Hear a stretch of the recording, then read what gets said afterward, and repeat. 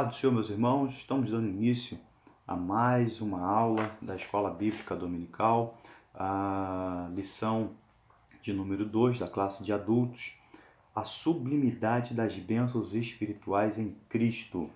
Pois bem, vou apresentar algum comentário sobre este título, a sublimidade das bênçãos espirituais em Cristo. O que significa sublimidade? Sublimidade é a qualidade do que se aproxima do divino, do celestial. Qualidade do que é perfeito, excelente, grandiosidade, excelência, perfeição. E nós vamos descobrir que excelência é essa, quais são as bênçãos que Deus nos outorgou para toda a humanidade. O texto áureo diz assim, Bendito o Deus e Pai de nosso Senhor Jesus Cristo, o qual nos abençoou com todas as bênçãos espirituais nos lugares celestiais em Cristo. A referência está em Éfeso, capítulo 1, versículo 3. Eu começo destacando a palavra bendito. Bendito quer dizer adorável, digno de louvor. Nas páginas neotestamentárias do Novo Testamento, a palavra é usada apenas com respeito a Deus. O que significa ainda bendito? Bendito no grego é eulogetos, que é a palavra composta de eu, que significa bem, e logetos, que significa falar. Literalmente, o grego transmite a ideia de falar bem ou elogiar. O apóstolo está dizendo o seguinte, elogiamos a Deus, falamos palavras boas sobre Ele, pelos seus feitos.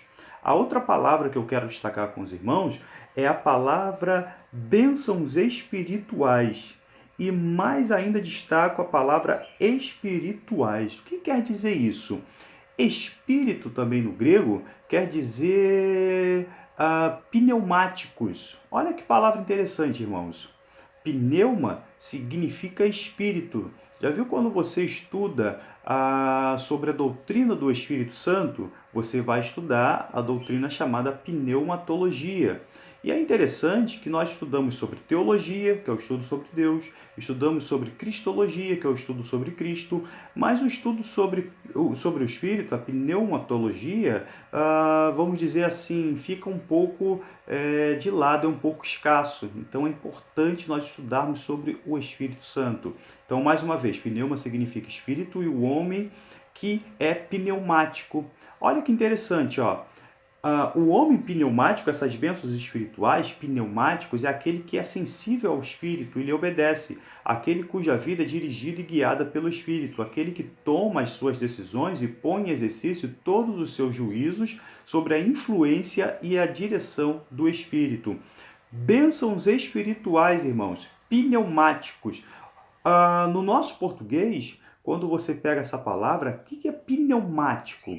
No grego, pneumáticos, você no lugar do C lá no final você coloca um K, pneumático. É o sobrenatural, é ser regenerado a respeito de pessoas que são espirituais, esclarecidas pelo Espírito Santo, que desfrutam das influências, graças e dons do Espírito Santo. Ser pneumático é relativo ao ar, gases. João 20:20. Lembra daquela passagem? E tendo dito isso, soprou sobre eles o Espírito Santo. Então é interessante esse sopro que o Senhor Jesus dá logo depois que ele ressuscita. A primeira tarefa que ele tem com os discípulos é soprar sobre eles o Espírito. Aí você pensa que, imagina, é um sopro simples. Não, ali nós temos ali a ação agora iniciada do Espírito Santo. E é uma ação ativa, é uma ação muito forte. Faça uma pesquisa, irmãos, e você vai descobrir, pesquisa lá no YouTube, o que é um martelo pneumático. Porque quando você olha assim que o Espírito Santo ele é um ar, é um gás, tem a sua ação de um sopro, você pensa que é algo assim muito simples, mas é muito forte. Por exemplo, você quer furar uma rocha, uma pedra com uma furadeira. Você consegue, mas você vai ter dificuldade. Agora experimenta utilizar um martelo pneumático. Lembra do início da nossa palavra? Então vamos lá. O martelo pneumático é usado para forjamento de peças. Possui uma câmara pneumática que fica constantemente pressurizada por meio de válvulas de ar, quando é acionado, a válvula libera o ar comprimido que libera o martelo, permitindo sua descida por gravidade ou pela força exercida por outra câmara de ar comprimido. Então vejam, a nossa vida precisa ser forjada pelo Espírito Santo. Nós temos que permitir que o Espírito Santo molde as nossas vidas ao seu bem-querer. Pois bem, a leitura bíblica em classe se encontra em Efésios, capítulo 1, versículo 3, versículo 4, versículo 9 e versículo 14. Um comentário em cima da introdução. Interessante que nessa sentença de Efésios, capítulo 1, 3, até o versículo 14, está a maioria dos temas que o apóstolo Paulo desenvolve nessa epístola. Na Bíblia de aplicação pessoal, informa que esta seção forma uma bênção chamada de Berak, frequentemente utilizada na liturgia judaica. A abordagem é de revelar a grandeza, a excelência e a perfeição do projeto divino em conceder bênçãos espirituais aos seus escolhidos. Então vejam, nessa sessão do apóstolo Paulo, nós vamos ver a grandeza, a excelência e a perfeição de Deus em nos conceder as suas mais ricas bênçãos. O ponto 1, a nova posição em Cristo. A nova posição em Cristo, agora do item 1, agora o ponto 1, o professor aqui ele inicia com a palavra a doxologia. O que é isso, doxologia? Doxa significa glória e logia é palavra. Lembra lá de São João, o logos, o verbo? Então, é a palavra. Um convite. Olha que interessante, o que é doxologia? É um convite às pessoas que glorifiquem a Deus pelos seus feitos. Na verdade, doxologia é um hino, é um louvor a alguém, é um hino de salvação que o apóstolo Paulo inicia. Um salmo de louvor pela redenção e consumação das coisas criadas, cumpridas em Cristo pelo Espírito, segundo o propósito eterno de Deus. Então, doxologia é um louvor de adoração, onde nós glorificamos a Deus por aquilo que Ele fez, por aquilo que Ele é, da sua operação maravilhosa. Pois bem, e é interessante, a ordem que o apóstolo Paulo ele inicia é importante nós destacarmos. Ele inicia, quer ver? Pega lá Efésios, capítulo 1, versículo 3.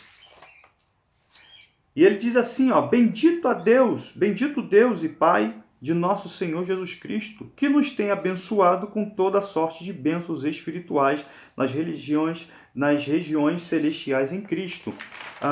É o nosso textuário. Vejam, a ordem de extrema importância. Por causa de nosso miserável subjetismo, sempre temos a tendência de concentrar-nos logo nas bênçãos. O apóstolo insiste que começamos com Deus e com o culto que lhe devemos. Então é interessante, às vezes o pastor, o seu líder, o professor, ele está pedindo, ele está exigindo, ele está nos levando a nos preocuparmos com uma adoração a Deus, em glorificar o seu santo nome. E às vezes a nossa mente, ela divaga, às vezes nós colocamos nosso pensamento em outra situação, mas quando o mesmo pastor, o líder, o professor de escola dominical, ele fala que Deus tem bênçãos para você, aí nós ficamos mais interessados. Mas o apóstolo Paulo, ele chama a atenção que nós precisamos bendizer a Deus. Abra sua Bíblia no Salmo de número 29, versículo 2. Salmos, capítulo 29, versículo 2 diz assim. 29. Eu acabei abrindo Jó. 29, versículo 2 diz assim: tributai ao Senhor a glória devida ao seu nome. Adorai o Senhor na beleza da sua santidade. Então as bênçãos são muito importantes. Então eu preciso, quando eu vou me chegar a Deus, eu preciso ter uma sequência que é toda importante. Primeiro eu preciso bendizer o seu santo nome. primeiro eu preciso glorificá-lo. As bênçãos, elas virão, mas primeiro eu preciso tributar a Deus o devido louvor ao seu santo nome. Devemos começar pela compreensão de quem é Deus. Consideramos as bênçãos depois que tivermos cultuado a Deus e louvado o seu santo nome. Vamos lá. Agora, nós temos uma longa sequência de um hino de louvor em gratidão pela bondade ativa de Deus. São os versículos a partir do versículo 3 até o versículo 14. Agora, interessante, ó. Quando nós lemos esses versículos, do versículo 3 ao versículo 14, nós temos uma sentença de 202 palavras, que no original, olha que interessante, ela não estava dividida em versículos. Só para lembrar, Stephen Langton, no século XIII, dividiu a Bíblia em capítulos, e Robert Estienne, 300 anos depois, dividiu a Bíblia em versículos. No texto original, ela formava uma única frase. Então imagina, você vai ler no original, do versículo 3 ao versículo 14, era uma única frase, interrupta. Os comentaristas consideram essa extraordinária doxologia como uma das passagens mais profundas da Bíblia e provavelmente a frase mais magnífica de toda a literatura. Então, vejam, são as bênçãos espirituais e isso diz respeito à nossa salvação, agora a nossa posição diante de Deus. O Pai, nesse hino de louvor, o Pai decidiu redimir as pessoas para si próprio. Compreende do versículo 3 ao versículo 6. O Filho, pelo preço da sua morte sacrificial, também é o Redentor e aquele através do qual a igreja é escolhida. Compreende o versículo 7 até o versículo 12. E agora o Espírito Santo aplica a presença viva e a obra de Cristo à igreja e à experiência humana. Compreende o versículo 13 até o versículo 14. As bênçãos espirituais. É o ponto 2 agora. Dentro das bênçãos espirituais, agora na lição, se você enumerar, irmãos, nós temos aqui 8 bênçãos. Quer ver? Ó? Primeira bênção, Deus nos elegeu para sermos santos. Segunda bênção, predestinou-nos para sermos filhos. Terceira, nos fez agradáveis para si. Quarta, remiu-nos por meio do sangue de Cristo. Quinta, acolheu-nos por sua vontade redentora. Sexta, revelou-nos a palavra da verdade. E a sétima, selou-nos com o Espírito Santo da promessa. E a oitava, ainda nos garantiu a validade desta promessa. Então vejam quantas bênçãos nós temos nessa doxologia. Nos abençoou com todas as bênçãos espirituais. Se você também for no original, essas bênçãos espirituais, ela está no singular, tá? Então vejam, é uma bênção só. Lembra dos frutos? É um fruto, mas subdividido em 9.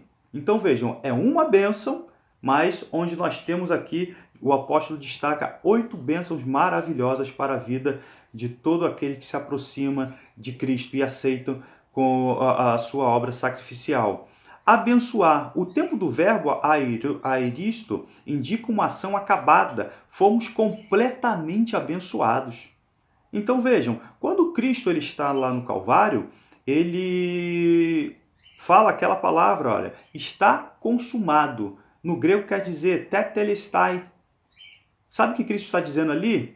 Está consumado? Acabei tudo, fiz tudo que Deus me ordenou e eu fiz bem.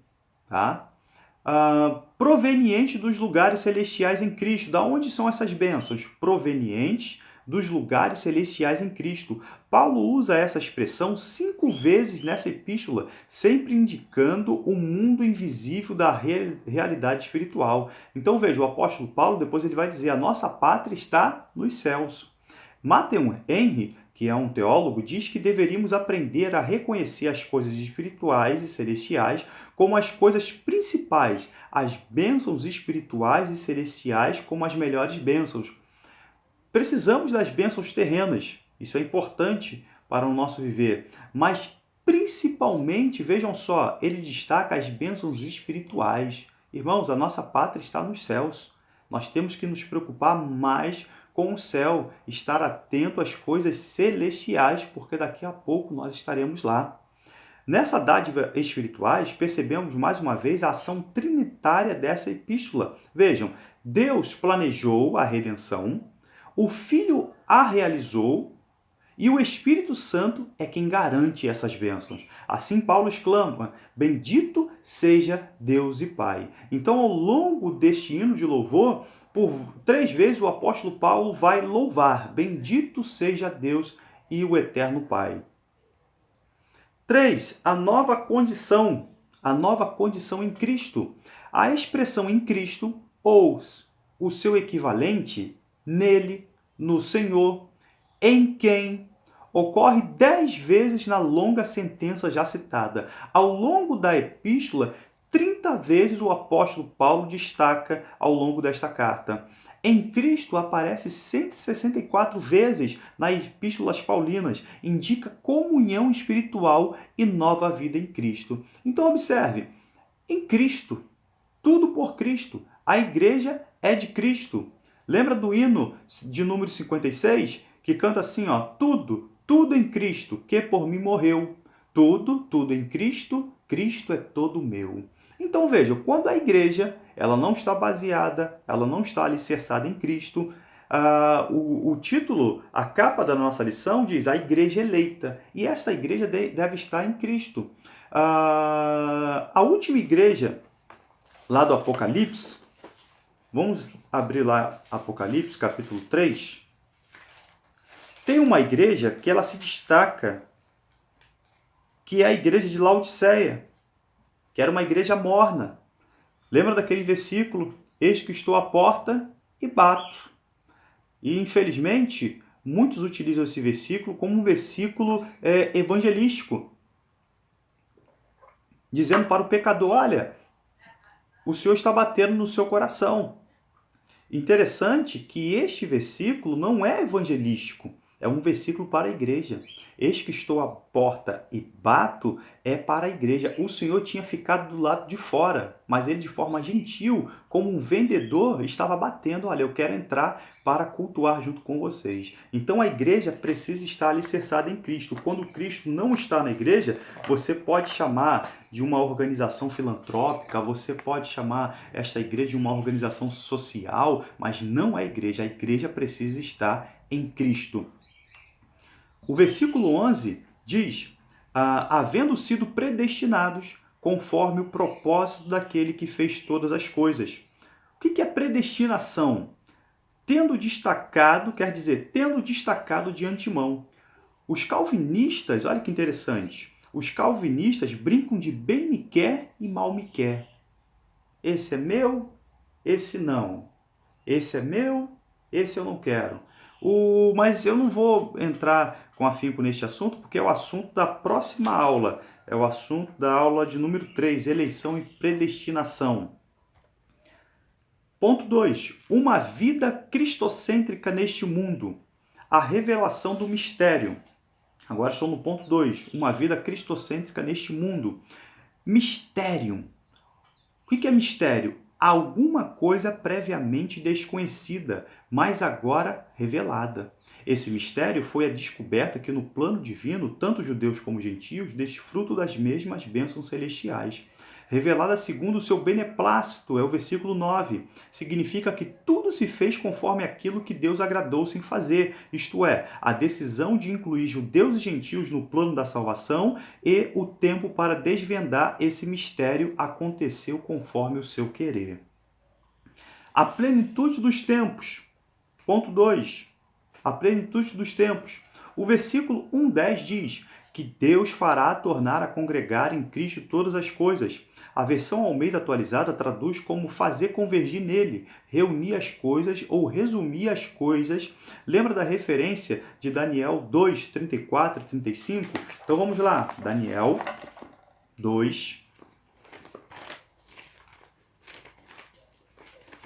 Daniel capítulo 2, versículo 34 e 35 diz assim: Quando é a passagem do sonho e interpretação do rei Nabucodonosor, quando estava olhando, uma pedra foi cortada sem auxílio de mãos, feriu a estátua nos pés de ferro e de barro e os esmiuçou. Então foi juntamente esmiuçado o ferro, o barro, o bronze, a prata e o ouro, os quais se fizeram com a palha das eiras no estio, e o vento os levou, e dele não se viram mais vestígios. Mas a pedra que feriu a estátua e se tornou em grande montanha que encheu toda a terra. Então vejam, ó, todas as coisas estarão agora convergidas em Cristo. Então aquela pedra se tornou em grande montanha, aquela pedra é Cristo, a pedra de esquina, a pedra singular, e encheu e se tornou uma montanha e encheu toda a terra. Tudo será restaurado em Cristo. Essa declaração não tem a conotação universalista. O que pregam os universalistas, irmãos? Eles pregam de que todos serão salvos no fim, mas que tudo estará como Deus planejou. Então, vejam, os universalistas eles ensinam que Deus é tão bonzinho que não vai querer que no último momento as pessoas que estão lá no inferno, lá no Hades, serão de novo restauradas a Ele, porque tudo a Ele pertence. Não, é um equívoco, é uma heresia muito grande, sem precedente. Deus, Ele é santo, Ele é amor, mas nós não podemos nos esquecer da justiça de Deus. Isso ocorrerá quando que Deus vai congregar todas as coisas a Ele? Isso vai ocorrer na dispensação da plenitude dos tempos. Dispensação, o que é dispensação? Dispensação refere-se ao modo divino de o Senhor Deus relacionar-se com a humanidade em diferentes períodos da história. Aí só para nós lembrarmos, nós temos quantas dispensações? Nós temos 7 dispensações. Nós temos a dispensação da inocência, consciência, governo humano, promessa ou patriarcal, nós temos a dispensação da lei, da graça, que é o nosso tempo agora, e nós temos a dispensação do reino. A palavra, e é interessante, nessas dispensações, Deus mostra como Deus se relaciona com a humanidade, sempre promovendo, sempre buscando estar próximo à sua criatura. Interessante, quando que se inicia isso? Que plenitude do tempo é essa? A palavra grega empregada para tempo não é cronos. Lembra da palavra cronologia? Ou seja, isso é o tempo do homem. Mas na plenitude dos tempos será o tempo de Deus, que é a palavra grega para kairos, que é o tempo divino previamente determinado. Então veja, nós temos que estar no kairos de Deus, ou seja, no tempo de Deus. Quando nós queremos estar no nosso tempo, é cronos. Aí as coisas não acontecem. As coisas acontecem no tempo de Deus, kairos. Os discípulos querem saber do tempo. Vejam lá, abra Atos capítulo 1, versículo 7. Atos capítulo 1, versículo 7. Os apóstolos eles têm interesse em conhecer o tempo de Deus.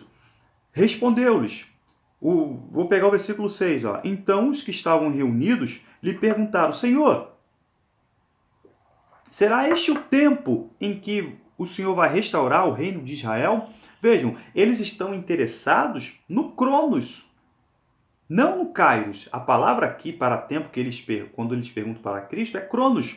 Mas o Senhor responde, não vos compete conhecer os tempos, o crono, ou as épocas que o Pai reservou pela sua exclusiva autoridade. Então veja, o Senhor está repreendendo os discípulos, olha, não vos compete saber que tempo que eu vou restaurar, porque o Kairos pertence a Deus. Se você começa a prestar atenção no Cronos, nos tempos, não adianta fazer conta, não adianta mensurar, querer entender, temos que estar no tempo de Deus, o Kairos.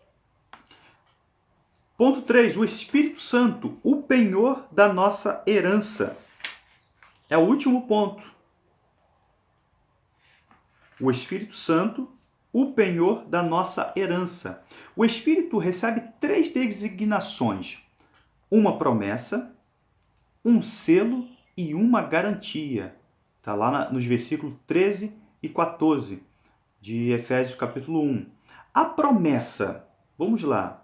Que promessa é essa? Abra lá sua Bíblia em Isaías 32:15. Isaías, capítulo 32 e versículo 15. Tinha uma promessa, os judeus estavam interessados nessa promessa. Isaías, capítulo 32, versículo 15.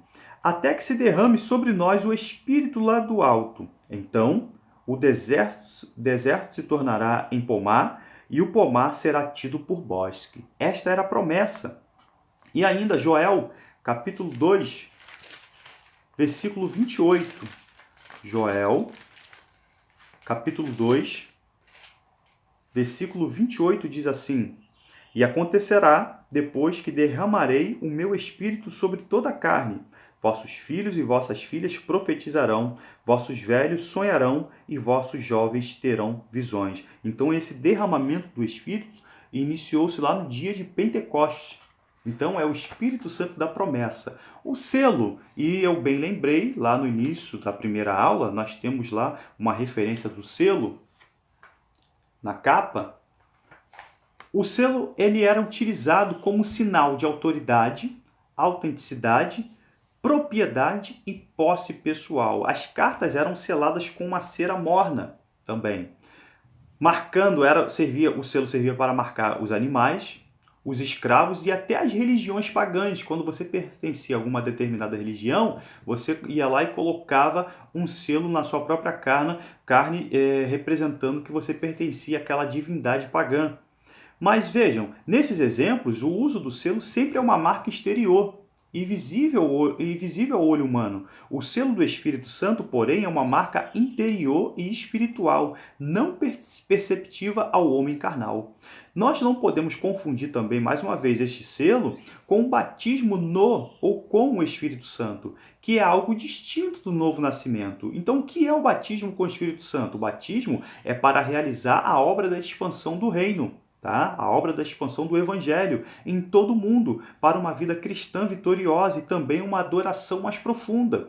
E a evidência é em falar em outras línguas que visa a edificação pessoal do crente. Ponto 2. O penhor da nossa herança. O que é penhor? No hebraico, arrabon, depósito, garantia, ou seja, foi paga a primeira parcela. Era uma espécie de adiantamento realizado nas negociações comerciais, criando a promessa de que o comprador completaria a transação e pagaria a quantia total. O Espírito Santo é o depósito que garante nossa herança com Cristo. A presença do Espírito tem ação dupla, assegura-nos a vida eterna, como também nos faz experimentar no tempo presente uma mostra do gozo que desfrutaremos com Cristo na eternidade. Vamos lá. Como temos a certeza da salvação? Podemos afirmar, mais uma vez, os calvinistas, podemos afirmar que uma vez salvos, salvos para sempre? O Paracleto, o Espírito Santo, nos dá segurança de salvação. Isto quer dizer que, uma vez salvo, o crente é auxiliado pelo Senhor de modo a conseguir continuar crendo e confiando em Cristo. Nossa declaração de fé, ela professa isso. Então, podemos afirmar também, utilizar-se do versículo de Mateus 24, versículo 13. Aquele que perseverar até o fim, este será salvo. Então, se você está salvo em Cristo, persevere, enfrente as perseguições, enfrente os problemas desta vida. Neste mundo vocês terão muitas aflições, o Senhor próprio disse, mas olha, aquele que perseverar até o fim, este será salvo. Meus irmãos, Deus em Cristo nos abençoe e encerro aqui estes comentários.